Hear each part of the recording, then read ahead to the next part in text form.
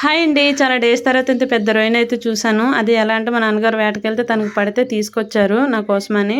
నాకు ఒక్కదానికే కర్రీ చేయించుకుందామని ఈ విధంగా కట్ చేయించేసాను. గోర్లేమో కొన్ని వాటర్ వేసి ఉడికించేసాననమాట. ఉడికించిన తర్వాత ఏదైనా పప్పు గుత్తితో కానీ రాయితో కానీ ఈ విధంగా చితక్కొట్టుకొని లోపడున్న మాంసాన్ని అంతా తీసేసుకోవాలి. పైన సెల్ చాలా గట్టిగా ఉంటుందండి. అందుకే పప్పు గుత్తితో కానీ రాయితో కానీ చితక్కొట్టుకోవాలన్నమాట.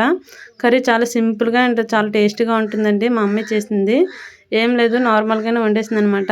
ఆనియన్స్, పచ్చిమిర్చి, టొమాటోస్ మగ్గిన తర్వాత కొంచెం అల్లం వెల్లుల్లి పేస్ట్ కూడా వేసుకొని తర్వాత రొయ్య ముక్కలు కూడా వేసేసి 2 టేబుల్ స్పూన్ కారం and 1 tablespoon half teaspoon salt వేసుకొని బాగా కలిపేసుకున్న తర్వాత కొన్ని వాటర్ కూడా యాడ్ చేసుకొని దీంట్లోనే 2 నాటుకోడి గుడ్లు కూడా వేసిందనమాట. టేస్ట్ బాగుంటుందని 2 మినిట్స్ మగ్గిన తర్వాత అటు ఇటు తిప్పేసుకొని ఫైనల్గా కొత్తిమీర వేసి సర్వ్ చేసుకుంటే సరిపోతుంది. నేనైతే వేడివేడి అన్నంలో వేసుకొని తిన్నాను అనమాట.